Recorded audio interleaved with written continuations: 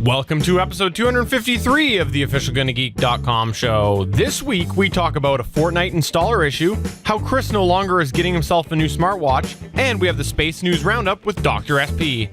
Plus, we say bye to a piece of gear that Chris loved, and hello to one that he made fun of. This and more in this week's show. I'm Ryan. And I'm Andrew from the Dad.io podcast, a podcast member of the Gonna Geek Network. Just like the show you're listening to now. The opinions expressed are those of each individual host. Check out all the other podcasts at GonnaGeekNetwork.com. And get ready, because geekiness begins in 3, 2, 1. This is the official GonnaGeek.com show. Here we're a bunch of geeks talking about geeky things. Each week we run down the latest news and happenings in the world of geek. These are your hosts for the show, Steven. But what if I'm in the mood for a T-Swift story? Chris. I've heard the X is going to give it to you. And SP. That's how we roll on Gonna Geek on Monday night. We get crazy! Gonna Geek Productions presents the official GonnaGeek.com show.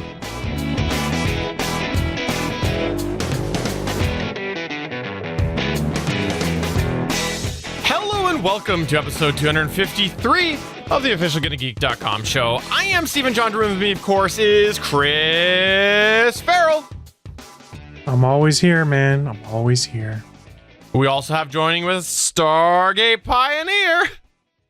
Bye-bye, unofficial summer 2018. Labor Day weekend, which we are recording on Labor Day Monday, is the unofficial end of summer. So, hello fall. I like fall, but goodbye summer. Yes, goodbye. Does this mean I can't wear white anymore? What's the rule on that? You can't wear white before or after Labor Day? No white after Labor Day unless you're not a woman. No, there's a little asterisk in there, and what it is no white after Labor Day unless you're Chris Farrell wearing a white t-shirt and there's a wet t-shirt contest. That's the exception to the rule. I mean, I was just going to wear a white jumpsuit. Oh, I like the white jumpsuit, Chris. That's pretty good. But today we are going to get to some news. That is something that we do here on the GonnaGeek.com show. It's nothing new, but I wanted to act like it was. So let's talk about the news.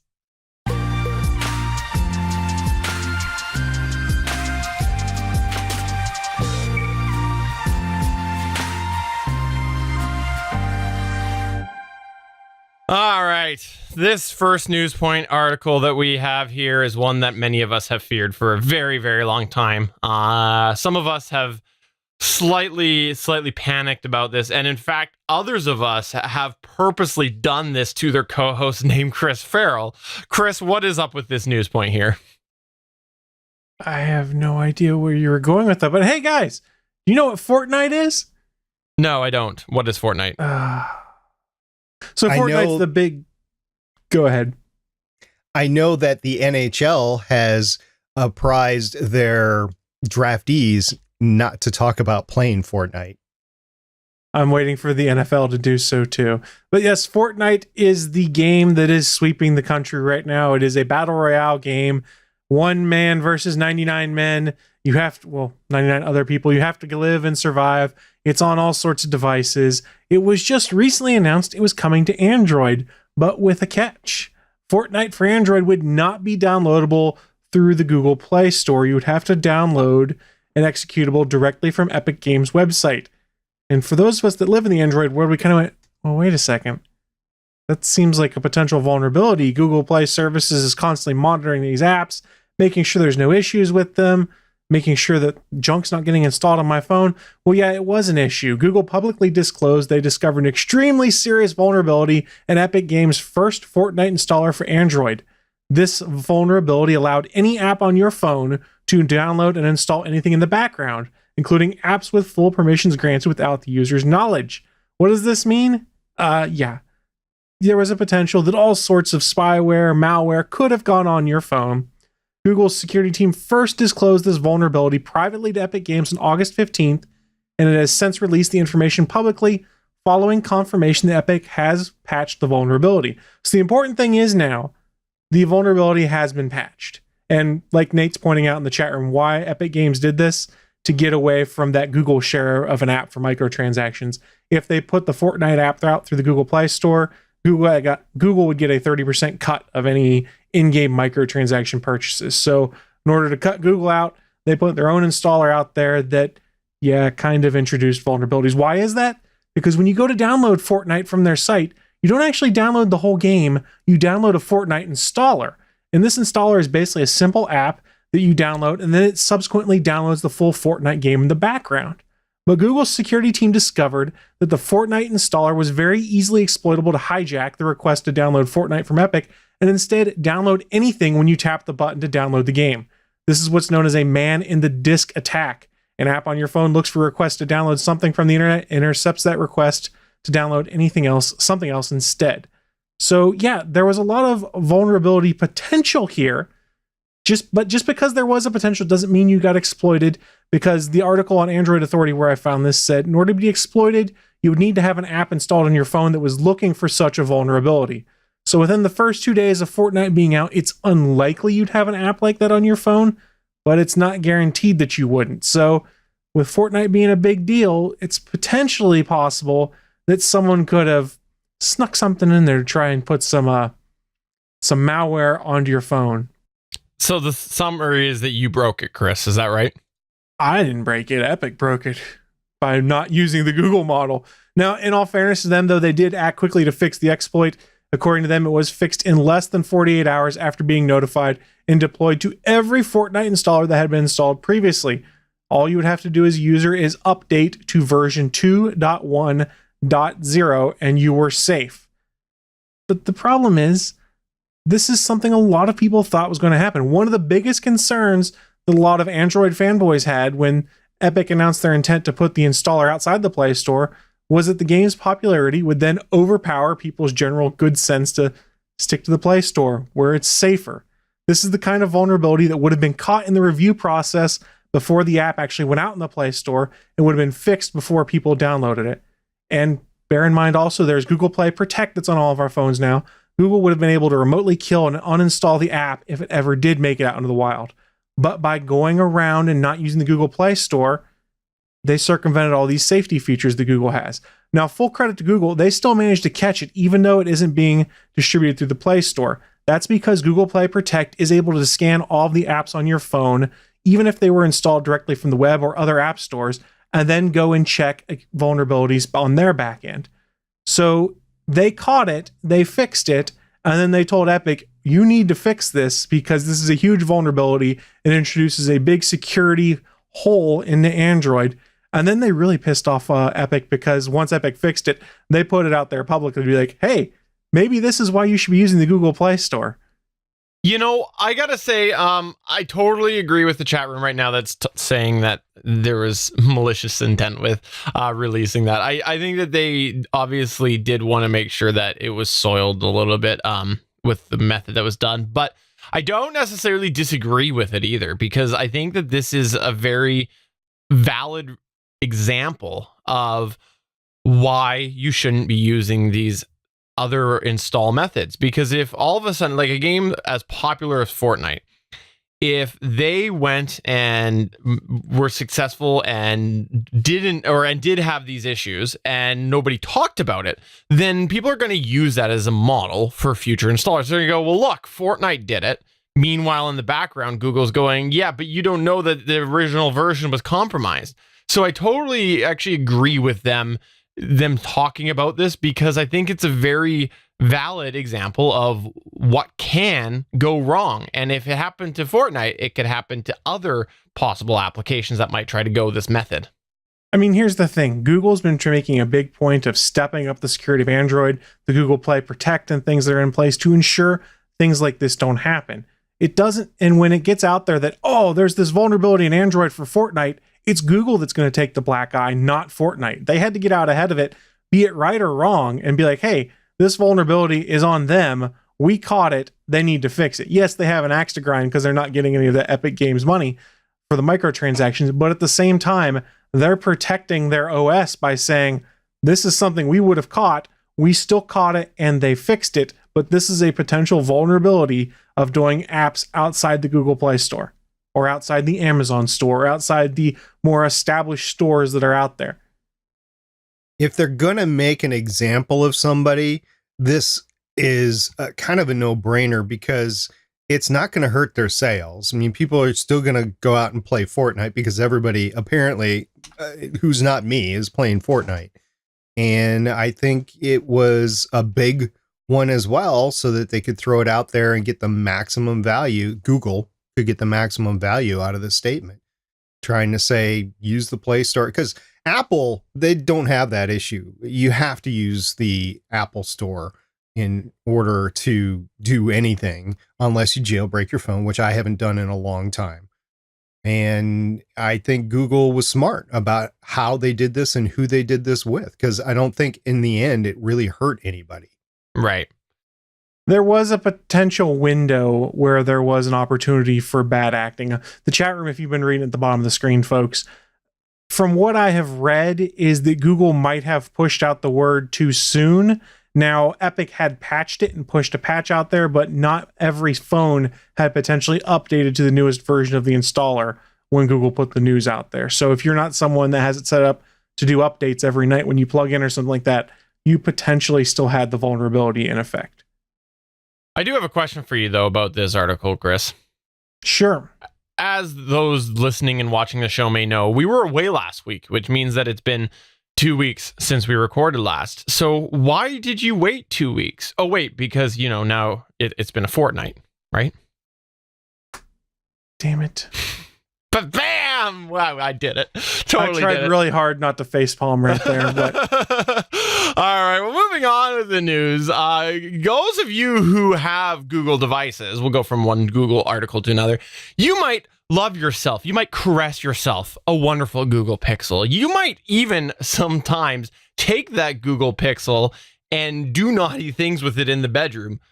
You use non-OEM chargers. That's what I'm talking about. You might use generic chargers as naughty things in the bedrooms.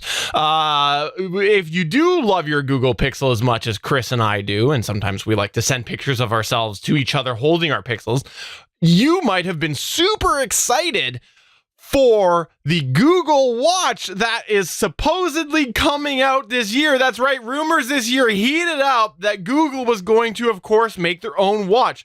They made a ton of changes this past year, or announced a bunch of changes to the Wear, the Android Wear version of Android. So naturally, they've had lots of success with Google Pixel. Of course, they're going to make themselves a Google Pixel watch. Well, yeah. Here's the problem with that is that it's been actually officially said, not happening. It's been announced that it's not happening this year. There was an interview that happened with Tom's Guide that had Miles Barr, who's Google's director of engineering for Wear OS, had said that it's not going to release, or they're not going to release their own smartwatch this year, noting to think of a one-size-fits-all watch. I don't think we're there yet. Our focus is on partners for now. This is surprising to me because they beat Apple to the whole watch idea. They had Android Wear before Apple had Wear OS or whatever it is. So I'm really surprised to see this, that they still don't feel comfortable releasing their own watch. It's surprising to me, and I thought we would get it this year. They're in year 3 of the Google Pixel. I guess, though, year 2 of the Pixel didn't go as hot as year 1, so maybe that's the idea, is they'll wait till version 3 really just knocks it out of the park. I know why that they haven't made it to launch yet is because they appropriated the same team that was in charge of Google Play Music podcasts. Did they really? No, I was just trying to make a joke that Google Play Music podcast sucks. Matter of fact, it's DOA right now. I would have. I totally fell for it. Let's go ahead and say that you weren't joking, so we can start that rumor right now. SP was not kidding. It was not a joke. Legal disclaimer: he was joking. Chris, what's your thoughts about this? I know that you've had a couple of different Android watches. You and I both had the same Android watch for a while. We were early adopters, and you have been able to continue on while I have not. What's your thoughts about this possible news? So, like Nate says in the chat room, the terminology of this year is phrasing that I find intriguing. So it makes me think they still have plans. And if you saw the new polished version of Wear OS that's coming out to most watches soon, makes you think Google's going to do something. I didn't really bite too hard on the rumor there was a Pixel watch coming this year because the Pixel phones have all leaked. There hasn't been a single leak of this Pixel watch yet. So to me, it sounded like there's something in the product pipeline, but it's a ways down.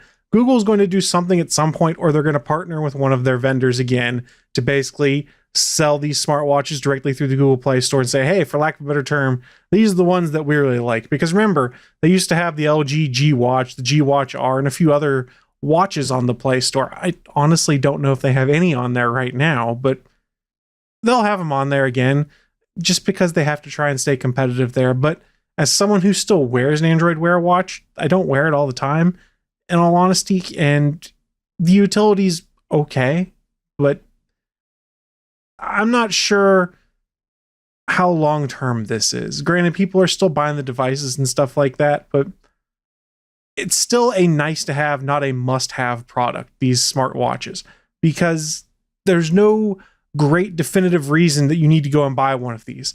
It's just, it helps make it easier to see notifications and do simple stuff. There's nothing that makes you go, oh, I have to have this to do such and such. Once they find that must-have reason to have a smartwatch, be it Apple or Android or any of these third-party vendors that are out there, I think maybe then you could make an argument, oh, they're huge, it's going to be a big deal. But right now, Google's playing it smart, I think, and not putting hardware out there that's not going to sell well. I miss mine. I will say it right now. I miss mine, and I wish that I had one again. I really miss the notifications on there, and I want more functionality than like a Fitbit. So I completely miss mine. Yeah, I can't wear anything due to nerve damage. I can't wear anything on my wrist, but 3 people in my household have had Apple watches for the last couple of years, and they are totally bought in, and they feel naked without their Apple watches. Like they forget to charge it overnight, or they just forget to put it on or something like that. For them, Chris, it is a must-have accessory. So once you have one and once you've used it for a while, it is functionality that you don't want to get rid of. I've had one for 3 years.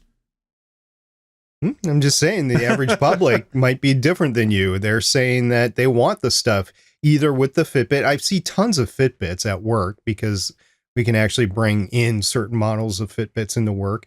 And everybody that I know that has an Apple Watch or an iPhone wants an Apple Watch. And you're getting to a point that Nate was touching on in the chat room as we were talking in there, is that the more smart these fitness trackers get and the more smartwatch type of capabilities they have embedded in them, the harder it is to be just a smartwatch that has some health features tacked on. People are getting to the point where they'd rather have a fitness tracker with some smartwatch stuff tacked on top of it. They're more interested in the robust fitness tracking aspect of things, I think.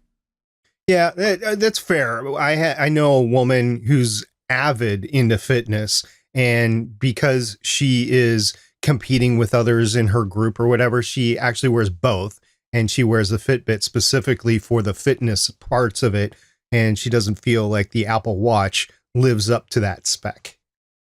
Yeah, I can see that side of the coin where people definitely would rather have the fitness side of things. I know a few people who, including my wife, who just that's the aspect of it that they wanted, and then did enjoy some of the integration with the phone aspect of it. So I think that that's a really valid way to take a look at why maybe people are holding off, like Google, on making an actual just plain on smartwatch. So it'll be interesting to see. I like I said, I totally miss mine and wish that I could get myself one this year, but I can't.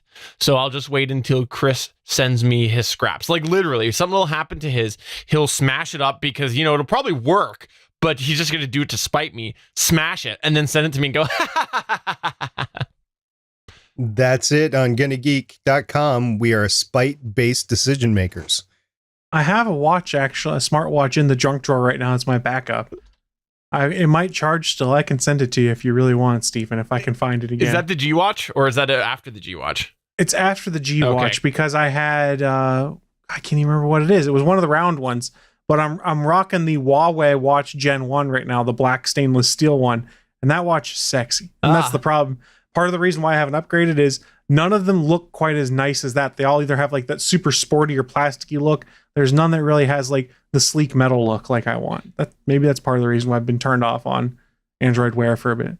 My G Watch stopped working a long time ago. Oh yeah, G Watch isn't even supported. I can't even charge mine anymore. You plug it in to charge and it just airs out and does nothing. I'm like, well, this is awesome. All right, so it's been a couple weeks since we had a GonnaGeek.com show podcast, which means that there's been a whole bunch of space news. So we are going to turn it over to Dr. SP to catch you up with all of these space news. And hint, it involves all sorts of things blowing up. Well, things do blow up in space. It's part of, a rocket is technically a controlled explosion. But no, that's not what we're talking about here. What we're talking about here is we're going to catch up on a couple of stories that I've been following on Gonna Geek for a while, and they just had recent updates. So we're going to talk about the update. The first one, it deals with the Opportunity rover on Mars. We last talked about Opportunity back on Gonna Geek number 228 on February 19, 2018. It had just celebrated its 5,000th day on Mars, by far the longest rover that we've had operating on a foreign planet. And unfortunately, this rover, which launched in 2003, landed on Mars in January 2004, has been giving us the cold shoulder, so to speak, since June 10th, when a fierce dust storm enveloped Mars and blocked the sun from the rover's solar panels. Now, the storm has started to die down, so the team hopes that with enough time, the rover should be able to power on again and get back to work after its long hibernation. So NASA has come up with a plan to see if they can revive the rover. So first, the team will wait until the tau, which is a measurement of how much the dust clouds in the air have their magnitude, and it lowers to 1.5. Now, at the peak of the storm, the tau was around 10, which was, according to one rover expert, terrifying. So they need to go from terrifying down to manageable of 1.5, just with the dust in the air. Once the tau goes down to 1.5, the team will begin a 45-day active listening period, during which they will send commands up to Opportunity that should force it to respond. But if the silence does continue, the team will transition into passive listening instead of active listening, eavesdropping on Mars' observing antenna for just chance signals from Opportunity. Regardless, after that 45-day period, the team will continue passively listening through the end of January, and that is from John Collis, who is the Opportunity Project Manager at NASA's JPL, or Jet Propulsion Laboratory. So we're at a crossroads for Opportunity. Either it comes back or it doesn't. We don't know how it has fared during this months-long dust storm, which, of course, was terrifying. So we'll see if Opportunity gets a chance to get another season. That's sad. So sad. I hope that you end up fixing it. I'm assuming that this is all you're doing and that you probably accidentally spilled some coffee on the keyboard. It might have been Suncast that actually did it. That's why Suncast isn't here with us right now. He's actually on a secret shuttle on his way to Mars to go and land there and go and fix the rover. You mentioned secret, and I just gotta say that this has red flags written all over it. All over it. SP, could you remind me again what the project manager's name was? John Collis. Right. Now, could you also remind me what the Martian Manhunter's name is? John Jones. Right. Two Johns. Hello, conspiracy. Clearly, it was him. One is a John and one is a Jean. They're spelled completely differently. I heard you say it the same way, so I'm just putting it out there. I think that clearly somebody didn't want to get seen on their home planet. You're actually going to take my pronunciation as something official? Oh my gosh, son. You have a thing Steven, or two coming to John you. Jones is the last Martian. Right. Why would he care? He's not even on Mars. He's on Earth. He went back, just, he needed the silence after Somebody all of the... just said that they haven't watched the Supergirl season finale. Okay. Fair enough. Yeah, that's true. That's a fair point.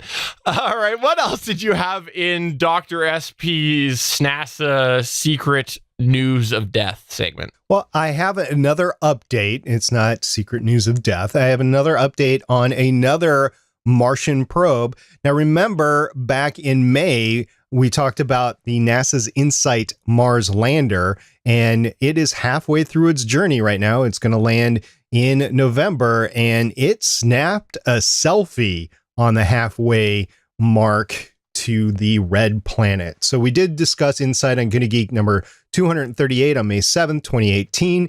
This is NASA's newest spacecraft bound for Mars, and it is halfway to its destination, and it is apparently in good condition. The agency, that's NASA, announced on August 20th. The probe even snapped a selfie in space to mark the milestone. That was important because it depicted the fact that the bolts, the explosive bolts for the heat shield, are still intact. So the spacecraft, which is called InSight, launched on May 5th, and it's a lander that will study the geology and seismology of Mars. It's not a rover, it's just a lander. InSight has passed the halfway mark in its journey, having covered 172 million miles, or for the Canadians in the room, 277 million kilometers to date. Now, NASA's engineers have used the time to confirm all of InSight's instruments and that they are safe and ready to work. The team also used cameras on board the InSight spacecraft to take a selfie of the mission's equipment that we talked about. If, quote, if you are an engineer on InSight, that first glimpse of the heat shield blanket, harness tie downs, and cover bolts is a very reassuring sight, as it tells us our instrument context camera is operating perfectly. The next picture we plan to take with this camera will be on the surface of Mars. And that was a statement by InSight project manager Tom Hoffman. Now, the picture, what he is referring to, will be taken on November 26th, a few minutes after InSight lands at the Elysium Planitia, which is a flat plain near Martian equator. Let's be real here. Space selfies, kinda, you got to step up your game since Starman, okay?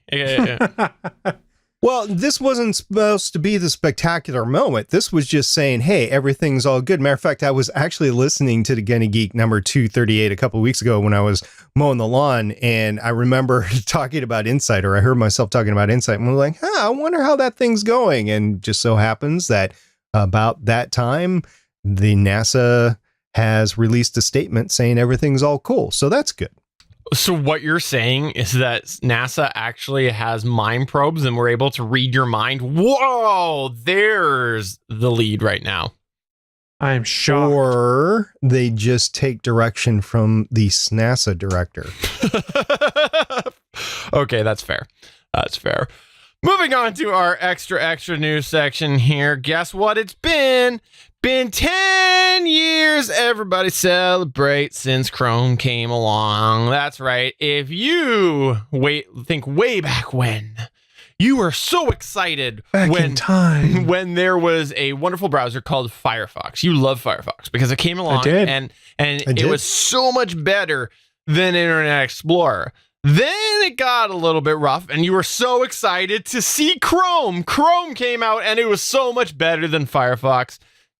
Now, things have switched a little bit since then, but yes, it has been 10 years since Chrome came out, and apparently there's been some teases over on the Google Chrome Twitter, but it's just a fun thing to talk about that Chrome is 10 years old. I remember the first time I installed Chrome, I was unsure. I didn't really care for it at first because it was so basic, and then I became appreciative of the simplicity of it, but it was nowhere near as colorful, as I guess full with menus and stuff as Firefox was. So I thought it seemed a little bit too basic, but then again, I really did like it.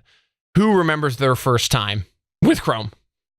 I downloaded the day it came out.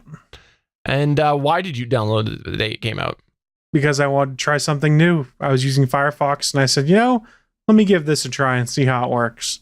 And I said, I can always go back. And I think I went back temporarily because I thought Chrome was a little too basic at first, and it was like a version later I came back and stayed. Yeah, I was well into Chrome before I got my Android, but the time that I like really just truly loved it through and through, there's always something about it I kind of always had in the back of my mind. Should I go back to Firefox? Was when I got my Android phone, and it was just because of the cross integration. I actually did put Chrome onto my iPhone when I could and tried to use that as much as possible, but at the time it wasn't super integrated easily, and you were It's always not even its own browser. It's just a wrapper around Internet Explorer, Safari. Is it? It's not back its to that? yeah, it's not its own app. Oh, okay. Well, at the time I had put the Chrome app on there, and you could get a bit of that syncability going on and whatnot at the time, but I just, once I went to Android, just the way that everything just synced so wonderfully, it totally made me really happy that I had stuck with Chrome all those years. Yeah, I believe all browsers in iOS are basically wrappers for Safari. I didn't know that. It's one of the rules that Apple had for things. So you can put the other things on the like tab syncing and things like that via Google, but the engine that the browser runs on is not the Chrome engine. It's the Safari one. Ugh, that's really annoying. Also, by the way, in the chat, we've got Nate who is saying my journey was Internet Explorer, Safari, Chrome. My journey was probably Internet Explorer, Netscape, Internet Explorer, Firefox, Chrome, Opera, Chrome, Safari, Chrome. No, just I occasionally will try out other ones, but I definitely had Netscape in there. Love me some Netscape. Woohoo!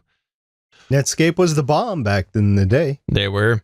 Another piece of weird Android news that we have here was apparently a Lyft driver found a Pixel 3 prototype in their vehicle. That's right. This past weekend, there was a blog post that had some snapshots of somebody who had a Pixel 3 prototype that they allegedly found in their Lyft vehicle. So the driver said that they found the phone in the back of the car and recognized it as an unreleased Pixel because it had the now famous notch and the Google logo on the back. And then the driver returned the phone shortly after. So clearly, it's one of two things. Number one, a former employee of Google, or number two, it is a marketing scam. Well, let's be honest. How do we all know it was a Pixel 3? Because the damn thing is already leaked. There's been unboxing videos out of Russia where Pixel 3 XLs have been found, acquired, or whatnot, and opened. There's no secrets anymore on the Pixel 3 XL.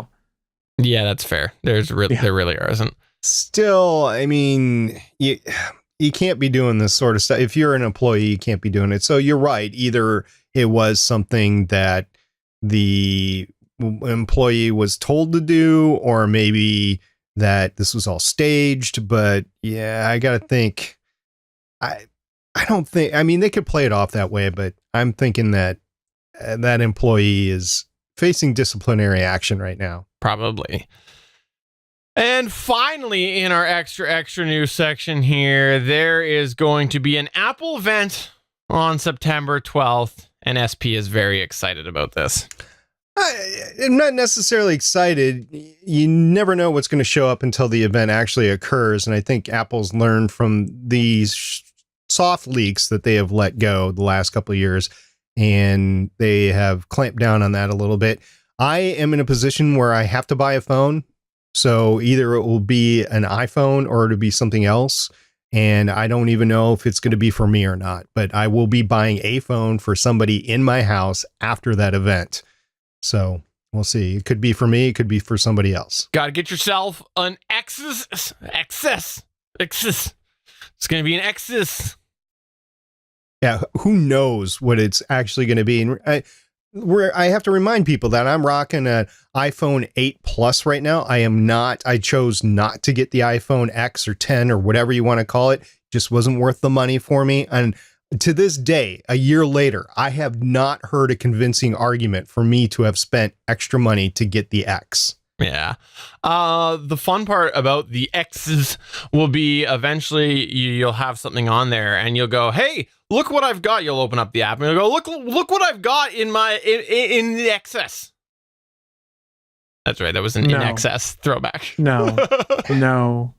I just think somebody wants the X-Men to have their very own phone variant. That could very well be. But let's go ahead and find out why we are saying hashtag RIP Portal. Woohoo!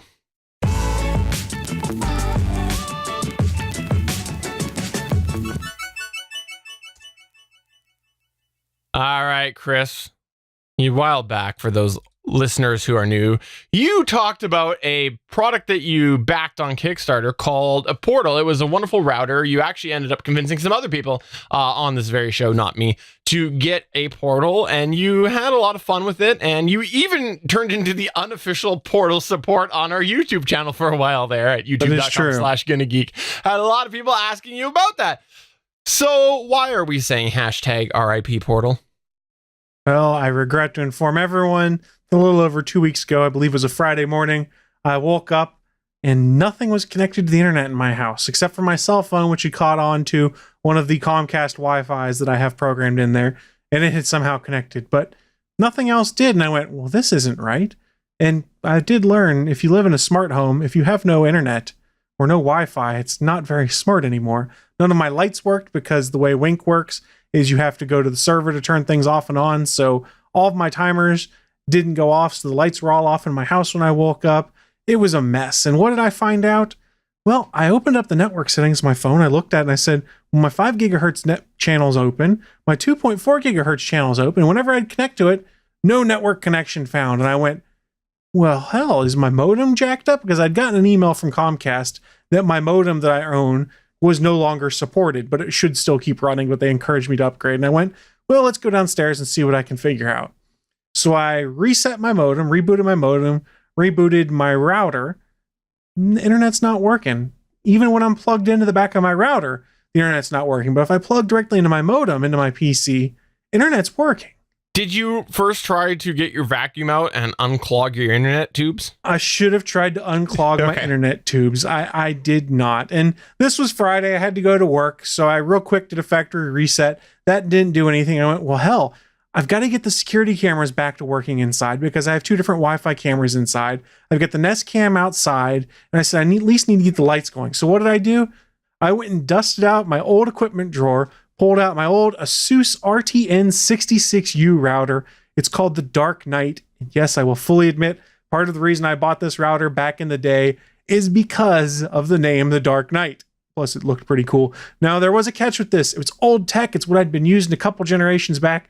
It was only 802.11n. So it was like stepping back in time, not having the blazing fast wireless AC channels. But it did what I needed to do. I was able to get my Nest Cam stood back up again. I was able to get everything in the house connected to Wi-Fi again. And I left to go to work. And the whole time I'm going to work, I'm just grumbling. I'm like, I can't get my Portal router working. The other router works. It means it can't be a problem with my modem. It's got to be the router. I've rebooted it. I factory reset it. Maybe it's just giving up the ghost. I said, I don't have time to sit around this weekend trying to troubleshoot it and make it work. And I don't want to be sitting around still running my old 802.11n router that I barely had time to update the firmware on before I left. Because yes, I did update the firmware before I left because it had not been powered up in over 2 years. I was not leaving that big a hole on my network. So Steven and SP know. I was like, hey, I need some suggestions. What should I do? What should my next router be? Should I go mesh? Should I go single router? I said, price is sort of a consideration. I don't really want to break the bank on this. My personal idea, I was looking to spend somewhere between $100 to $200 on a router, and most of those mesh solutions are $250 to $400 or $500. But talking to these guys, I got some ideas of some products I was looking at. So as I started making my decision, I looked at the mesh products first because I like the idea. I live in a townhouse. It's 3 levels tall. This would probably help with my signal. So some of the stuff I looked at, the Linksys Velop product I looked at, the Eero, the Netgear Orbi, the Ubiquiti Amplify HD, and then also I looked at Google Wi-Fi again. I can't remember if I talked about it on this show or not, but at one point in time, I actually did buy Google Wi-Fi. I bought it off of eBay, I set it up in my house, and I was incredibly disappointed at the speeds I got on the 802.11 AC channel. I was pulling about 45 megabits per second down, which was ridiculous. I could go up to the top level of my house with the Portal router and get 220 megabits per second down. I went, something doesn't make sense here. And no matter what I did with Google Wi-Fi, I just couldn't get the throughput that I needed. So I started kind of thinking back to my Google Wi-Fi lessons. And I said, I don't think these other products are going to be that slow. I'm going to have those connectivity issues, but I don't really need mesh in my house the way it's set up. With most traditional routers, even though it's in my basement, I still get plenty of coverage in my house so that I can be on the top level of the house streaming in 4K on one of the TVs upstairs with no issue. And I said, so as much as I might want to go mesh, as much as the tech toy, love to play with technology guy in me wanted to get it, I said, let's be cost effective here. This isn't something I need to do. Let's look at just a single router with potentially the option to set up mesh off of it later. That's an important caveat. So let's keep that in mind as I got to my decision. So really that narrowed it down to a few different single routers I was going to be looking at. And luckily for me, Friday is my half day at work generally because I front load my schedule. So on my way home from work, I stopped at Best Buy after looking on the app to see what they had on sale. And I started perusing, and they hard sold me a bit on the mesh products. And I said, I don't know if I really need them. I'm really kind of interested in this, but a $300 price point, it's really not where I'm looking to be today. So I was looking at a few products by Netgear, Asus, and Linksys, and I kind of leaned more towards the Asus side of things. Why is that? Because I've had Asus in the past. I like the firmware that's on it. I like the app that works with it. I've had any problems with it. Linksys have had issues with in the past. Netgear I've had issues with in the past. So yeah, guys, I ended up going with an Asus router when it was all said and done. It is, ironically, it wasn't my intent, but it was the cheapest one I could find that checked all the boxes for me, coming in at $150. It was the Asus Blue Cave. It's an AC2600 router. Does 802.11ac, which is an important thing for me. If you're not familiar with it, this is the router that came out 2 years ago that the internet widely went, WTF, what is this? Because it is a square-shaped router with a giant hole in the center of it with an LED that rings that up and makes it glow and turns off and on. The intent for that was, hey, this looks like a modern art piece. You don't have to put it in your equipment closet. You can put it in the middle of your house where the signal is best. It's in my basement, guys, because I didn't want to run cable upstairs.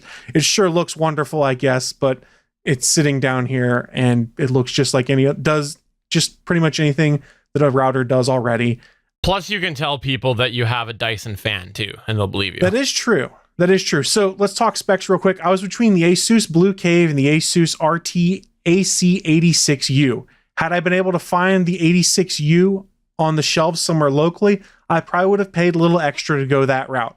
I couldn't find it, and it was important to me to basically be able to stand my network back up how I wanted using 802.11ac. Why do I bring that up? Because I forgot to mention, part of the reason why I'd stopped using my old router is that the 2.4 gigahertz channels were messed up. I could never figure out what was wrong with it, but I was only getting about 5 megabits per second down on the 2.4 channels. So I was bandwidth limited for some reason with that router. So it was important to me to upgrade.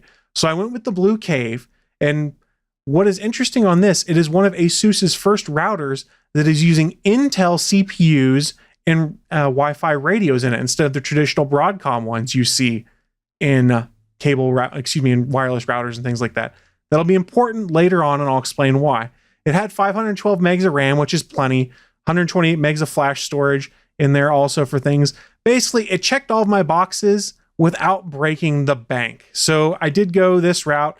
I kind of laughed a little bit and said, it's got a hole in it. This is dumb. It was the last one they had on the shelves. So I took it home. I went ready to set it up, and then all of a sudden my portal router started working again. But that only lasted for a day and a half. I still have no idea what's wrong with it. I did finally shut it down. I did then install the Blue Cave. Setup should have been easy. They say you can do it with just the Asus application on your phone. Well, I made a mistake. Before I shut down the network, I should have downloaded the app.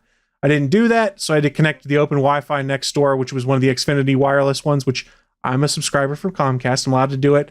But the download speed was a whopping 3 megabits per second down, so it took like 5 minutes to download this app for my Android phone. I grumbled, I complained. Once the app was installed, I tried to pair my phone with the router to do the setup. It wouldn't work. I just had a hell of a time with my Android phone doing setup on this router. I have no idea why. Same thing with iOS. I did the same thing with my tablet, and I was just having a heck of a time. Maybe I was too impatient. I was trying to connect before I'd done all of its setup and initialization on its end. So then I took the Ethernet cable from my computer, ran it directly into the back of the router, and said, okay, let's set it up this way. Let's see if we can get it to work. And it took like 5 minutes before my computer recognized the connection. anytime I'd go to portal.asus.com, it thought I was trying to connect to my old router for some reason and said this the NT66U is not discoverable. And I was like, that's not what I'm trying to do. What are you doing to me?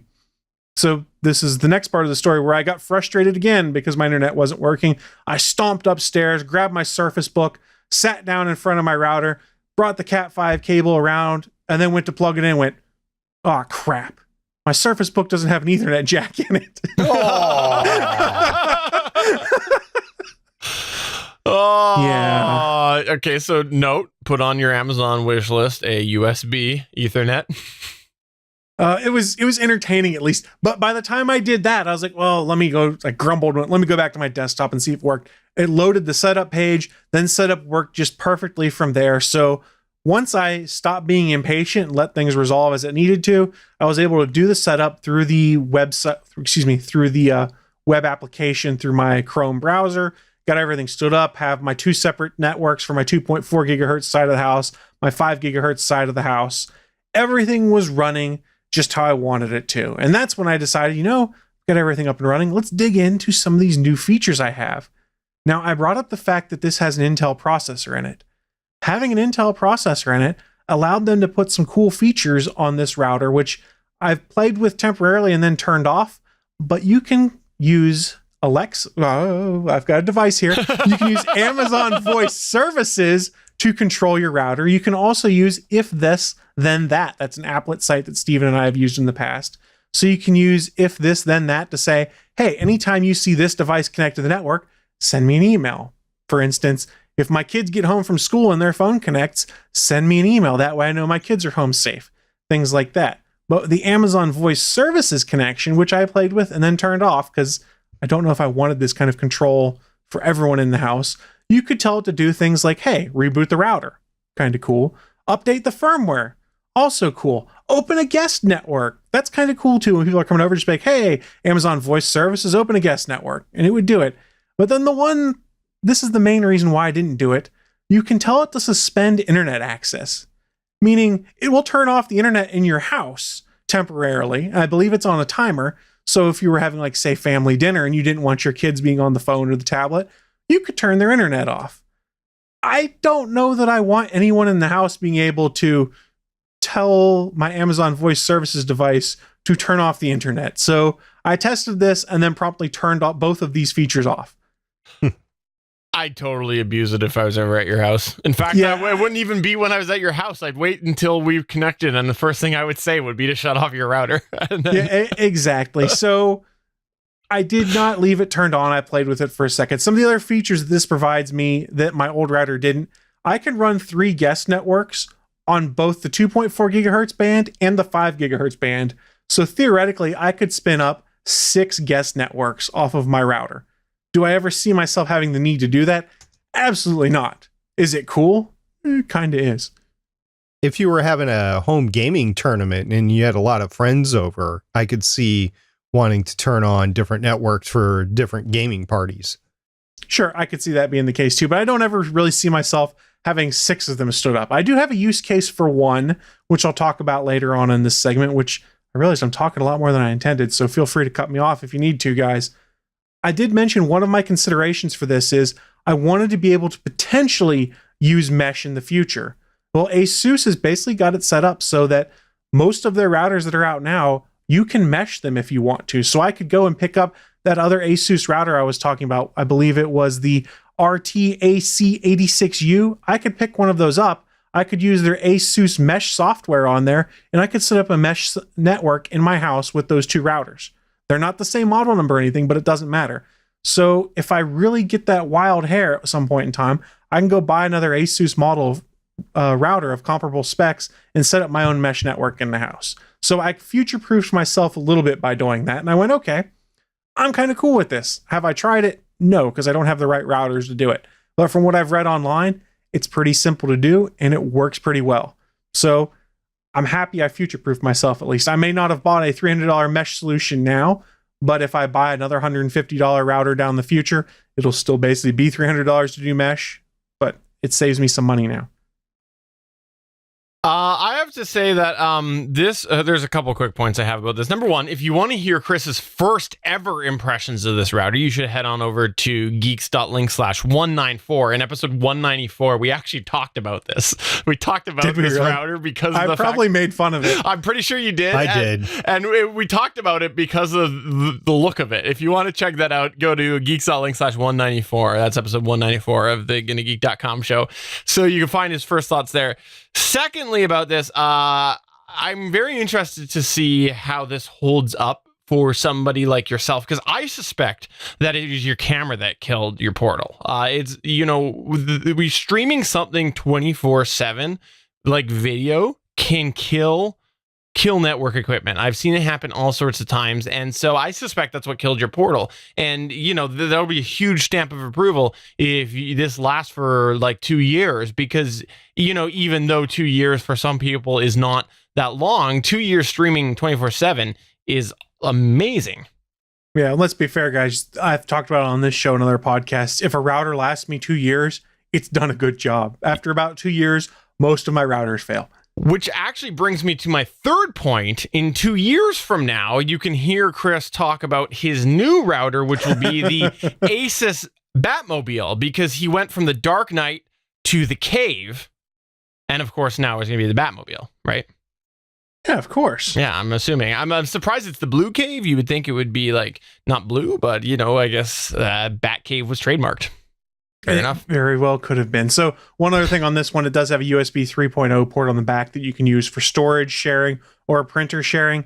I'm not using it for either, but it was reported on a variety of websites that if you're using it to share a hard drive across the network, the speeds are so at best. So if that's one of the things you're looking at using this router for, you might be better off looking at other ones. I don't have a hard drive plugged into my USB ports on my routers ever, so it's never really been a consideration for me. And my printer is Wi-Fi enabled, so I've never had to plug it in for connection purposes. But those are a few things to be aware of. Some issues that I had with this, I talked about it before. My initial setup was just a pain in the butt, probably because I was impatient, because I just wanted this stuff to work and started getting click happy. It's a thing that happens.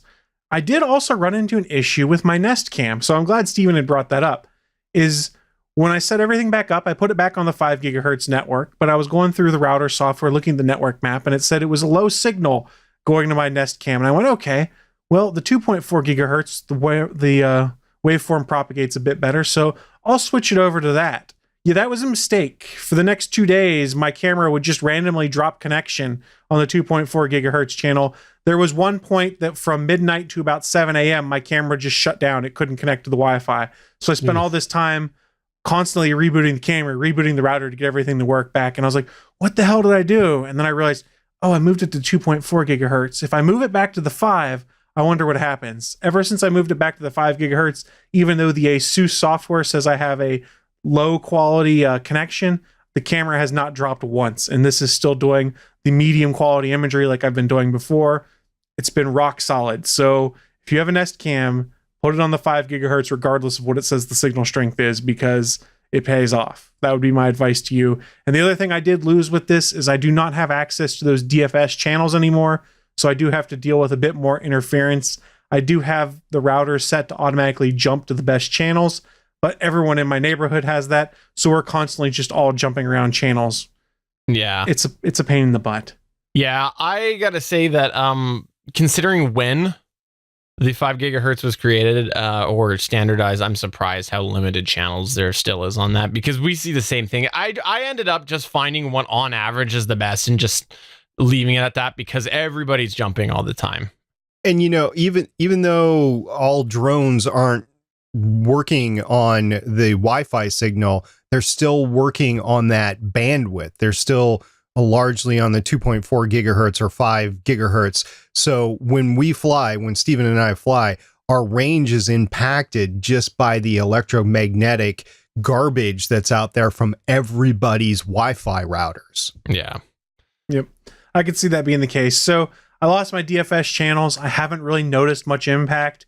Everything is still working well. In fact, one of the trade-offs I have is Roku's didn't like some of the DFS channels. So I could put all my Roku's back on the 5 gigahertz channel, and they're streaming more quickly. Yeah. So that's working. The other thing I do like is the the router software is a lot more robust than what I had with the Portal. The Portal is more intended for you set up once, you plug it in, you're not going to tinker anymore. You might go and try and do some simple port forwarding or some simple quality of service kind of things.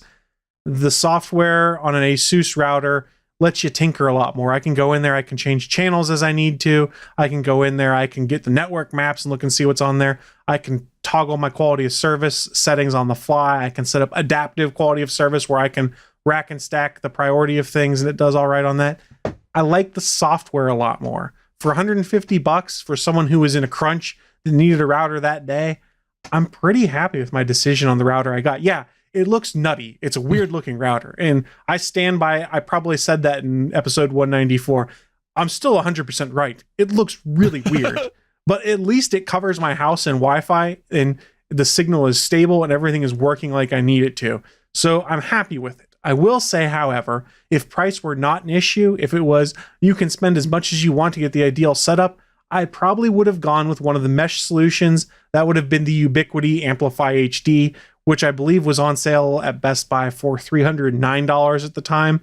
I've missed some of the sales where it's been in like the mid 200s or low 200s, but for $309 and my own concerns about how mesh has worked in my house in the past, I passed and went with a $150 router that I can mesh later if I want, and I'm pretty happy with it.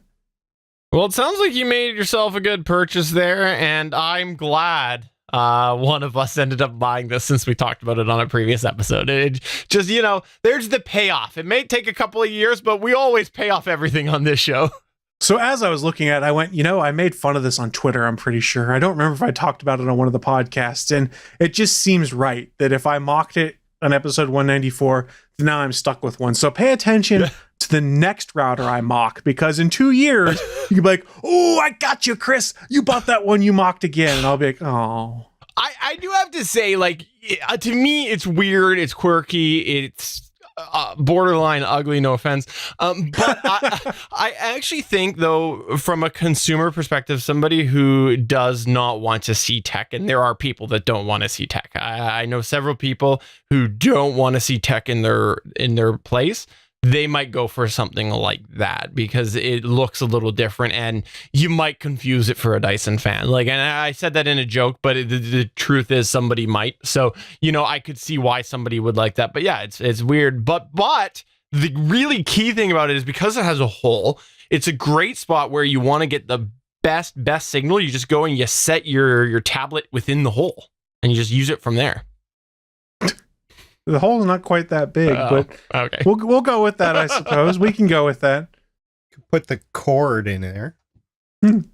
Well, congratulations on your purchase, Chris Farrell. And I wish you could get your Portal going. It was sad because that was nice because it was a Kickstarter product. So one thing I do want to mention, I'm not dogging on Portal. The router did a great job for me.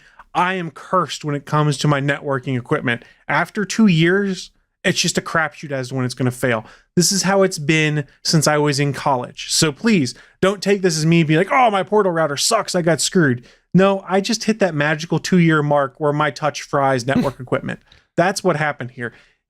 9 times out of 10, anyone out there who's using a Portal are probably still happy with it. It's probably working great for them, and I'm glad it is. I just didn't have time to go and troubleshoot and see if I could get it working, and then potentially try and go and do a warranty repair process at this point. Even though I think I'm outside the warranty, not 100% sure. I needed something that worked now because I couldn't live with what I had before. It's the perils of the smart home. And I want to say that, I know that you didn't have a use for those sort of voice assistant commands and whatnot, but I could actually see as a parent that being really, really helpful, especially for people who aren't comfortable with apps or even the interface and whatnot. So I could see that being really useful for some parents. For a parent, there is one thing I didn't bring up because I don't have kids, but I did see the feature in there and played with it on my cell phone temporarily. You can also set parental locks and block certain websites to certain devices. So if you don't want your kids going on BitTorrent sites, or if you don't want them going on YouTube past, say, 11 p.m., you can set up device level MAC address rules that basically say, hey, this device after 11 p.m. can't go to youtube.com. This device can't go to porn sites and stuff like that if you want. So there are parental controls and filters that you can turn on. I turned it on just to play with it once and then turned it off because I don't care in my house what people go to. Can you filter it so you can only go to those sites? Ooh, probably. You'd have to filter everything else out. It would be the ultimate excuse. I'm sorry, it's all it let me go to. I can only get to the porn sites. Really quick, before we get off of this and close up the show, you mentioned that one of the ones you were considering was the Ubiquity Amplify HD. Now, this is interesting because I actually have the traditional Ubiquity model of products. That's the ones that are meant to hardwire to each other. They're essentially prosumer. Some people even say that they're actually professional grade products. The Amplify HD is something that's more consumer graded, but the higher end of consumer level. And I know that SP, you actually had a chance to set one of those up there, and you wanted to make a quick point about the Amplify HD, right? Yeah, I've had the opportunity to set two up, once at the lake home and once at my parents' house. And our application is a little bit different. I am currently with the Portal router because 2 years ago, it was the obvious choice. But now, because of the homes and the setups we have, which is different than Chris, the mesh solution is definitely the one that I need to go with. Otherwise, different areas of any of those dwellings that I referred to is just not going to get Wi-Fi.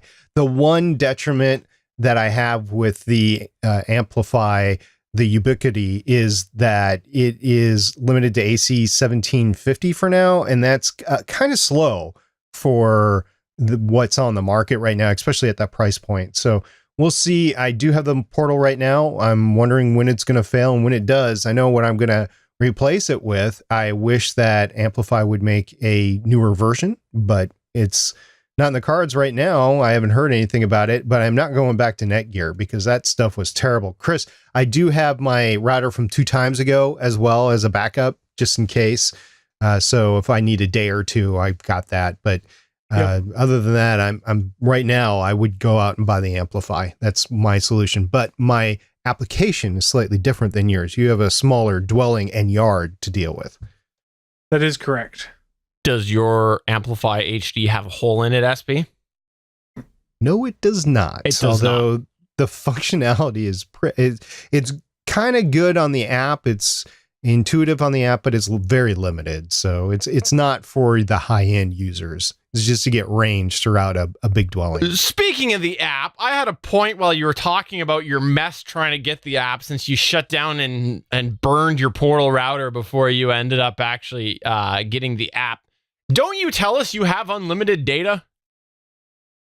I do, but I don't want to have to hook that in. So why wouldn't you have just used that? Because then I don't have my cell phone when I want to go somewhere. Yeah. Okay. The cameras are useless if he's at work and wants to see what's going on at home. No. I meant when you're trying to get the app and you're having troubles the setup app. You said you were having troubles with that. Why didn't you just use your data? So okay, good point. My office is in the basement of my house. Okay. I have poor cellular reception in this area with AT&T. So I have a microcell hardwired in next to a window using a power line adapter to hook into the back of my router. So I had no microcell. I'm in the basement of my house where I get a bar of regular service if I'm lucky. So my only option was that Wi-Fi, which is why I hate having to call Comcast when I have internet issues, because I can't go downstairs with my damn cell phone if microcell doesn't work. I need to connect to the Wi-Fi next door, which is legitimate Comcast one. I'm not stealing my neighbor's Wi-Fi, and then call via Hangouts so I can use a Wi-Fi call to do it. It's such a pain in the butt. That's hilarious. First world problems, guys. That's funny. Well, that is going to take us to the end of the show. Before we wrap up, we'll just go ahead and plug and promote and do whatever we'd like to do here. Chris Farrell, it's been a couple of weeks since we've done an episode. Is there anything that you would like to plug and promote? I would like to promote my first world problems of my internet not working in my house. No, I don't shamelessly self-promote. I refuse to do it anymore because I did it way too much. But I will say we do have a great network of shows. We're always doing live content. So if you want some more live Gonna Geek content, you guys are on Geeks.live right now. Scroll down to the bottom of the page. You'll see a calendar of all of the live shows. Come back and check out one of the other shows in the network. We've got tons of entertaining stuff here for you. SP, anything that you want to plug or promote? Anything you got coming up on your shows? Well, I'll go back to last week's show, or the last show that we pushed out in here. We're in the midst of another heat wave, and the air conditioning is working just fine. That's great to hear. Fantastic. And I actually re-listened to that episode just the other day, and I was really, even though I talked to you about your purchase before, I heard you talk about it on the show, I edited the show, I previewed the show, I still was really engaged. I really found the HVAC conversation really modern, because I think a lot of people right now aren't considering that, because the fact that for so long, something like an HVAC replacement was not tech savvy at all or anything to do with tech. And now look at it, right? Like, so I think that it's really helpful. And I think it's something that we can refer to a lot of people to in the future. And it really shows how we have evolved to everyday consumerism being so tech integrated with their devices. It was good being at the gym today and then knowing that I was going to come home and wanting to cool off afterwards. So I went to the app and turned the AC down a couple degrees. So it was cooled down by the time I got home. It was really good. Awesome. And before I go, I want to just let everybody know I feel very honored to be podcasting with these two guys. I have been podcasting for 10 years now, just past that 10-year mark. And in thinking about it, a lot of what I've done in the last 10 years, some of the best stuff has been with Stargate Pioneer and Chris Farrell. So seriously, from the bottom of my heart, it has been an honor to be with you guys during my podcast endeavors. I'm happy to have you on the show. And you two have made me a better podcaster, especially Chris Farrell with those whips. That really helped whip me into shape. I just have a button that's underneath my desk here that I hit. And when Steven screws up, it swings a whip underneath and hits him in the shins. Ow! Ow! Ow! Ow! Yeah. Absolutely. But by the way, if I will shamelessly self-promote, if you go to betterpodcasting.com in about a week or a few days by the time this releases, you will hear us talk a little bit about some things that I've learned over 10 years of podcasting. If you are a podcaster and you want to hear about that. But that is going to take us to the end of the show. So for episode number 253 of the officiallygonnageek.com show, I'm Stephen John Drew saying thanks, and it's been awesome having this a large part of my 10 years. And I'm Stargate Pioneer saying, Steven, thank you for not embarrassing us too much. And I'm Chris Farrell saying I've always been more partial to blackberries than blueberries. That's fair. That's very fair. They're delicious. Bye. See you guys next week. Bye.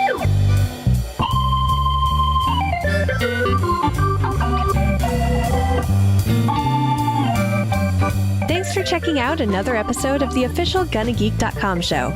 If you like the show, please give us a 5-star review in Apple Podcasts or a thumbs up on YouTube. You can always join us for our live recording sessions, which stream Mondays at 8:45 p.m. Eastern at www.geeks.live. And remember, you can find our full back catalog at GonnaGeek.com/show. If you're itching for more geeky content, check out other shows on GonnaGeekNetwork.com. Voice work was by Emily Prokop of The Story Behind podcast. That's it for this episode. We hope to see you back again next week.